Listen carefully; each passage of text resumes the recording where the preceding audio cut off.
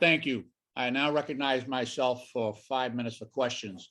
But in terms of intelligence, I do want to just put out there that, and my Republican colleagues and my Democratic colleagues on this call were all party to a very grim, very accurate, and unanimous assessment on the part of the intelligence community at a recent classified briefing at the Capitol in the House auditorium, where the intelligence was confirmed by all of our intelligence agencies that the threat is indeed imminent. So I don't want to discount the classified intelligence that is all of. I can't go into detail, but because this is not a secure call, but my Republican colleagues know exactly what I'm talking about, as my Democratic colleagues do as well.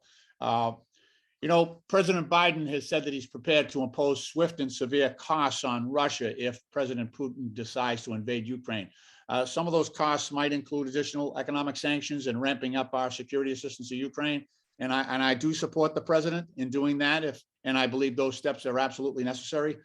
But in truth, we've had sanctions in place against Russia since he annexed Crimea.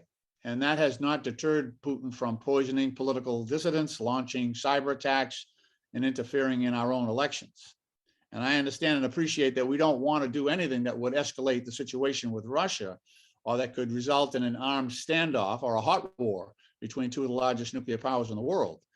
But if we're truly defending the international system, the rules-based international order that has helped preserve peace in Europe since the end of World War II, I think we have to get serious about the costs that we're willing to impose on Putin if he does, in fact, invade Ukraine. Ambassador McFaul, to all our witnesses, have we signaled, when I hear the dialogue coming out of NATO about, economic sanctions against Russia for eliminating borders and invading Ukraine and, taking away the self-determination, self-government of 44 million people. The idea that, we're going to put a price on that can be taken a completely different way by authoritarian regimes. We have in the background China, that's always playing the long game. If we said that there'd be economic costs for taking Taiwan, or in this case, economic costs of taking Ukraine, and we put that out there as our response. There are some authoritarian leaders who play the long game, might just try to amortize those costs and go forward with taking other countries. And so I'm just concerned about, at the outset, putting economic prices on the actions of these authoritarian regimes.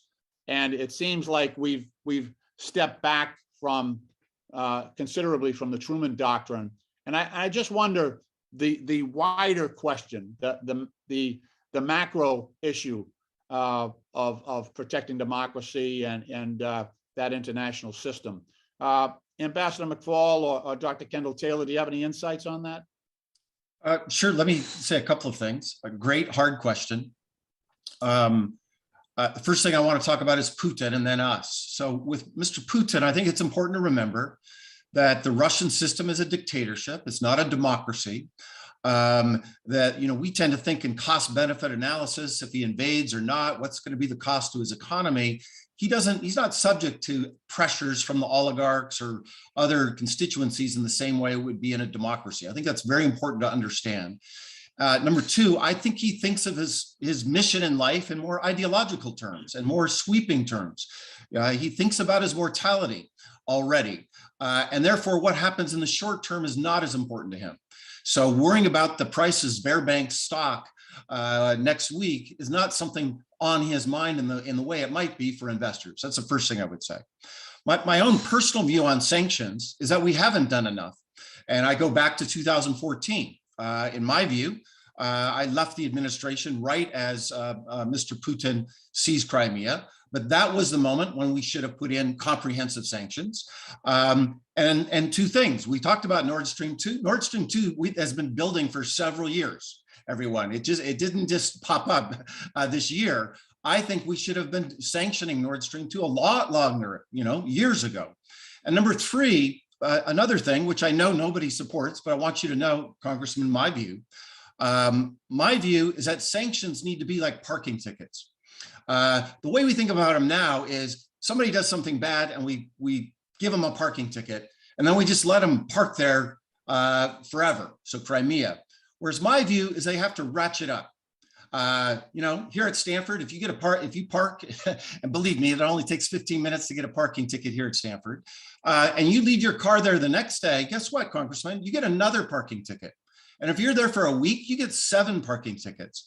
And I think that construction, that if you're violating sovereignty, if you're at war, you need to ratchet up the pressure, not just have one level of pressure and leave it in place. But I know that's very unpopular. One last thing about sanctions, I would say, my own view in this crisis was that we should have publicized the sanctions we were planning to do with our NATO allies and European partners, in part so that Putin knew for sure, but in part for the Russian people to know for sure what we were going to do.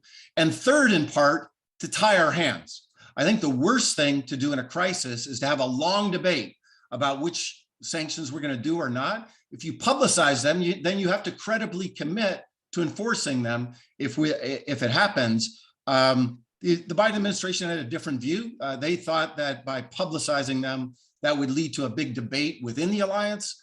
And I respect that argument and I understand that argument, but I had a different view earlier on. Okay, thank you. I see my time has expired, and I now recognize my colleague, the ranking member, the gentleman from Wisconsin, Mr. Grothman, for 5 minutes for his questions.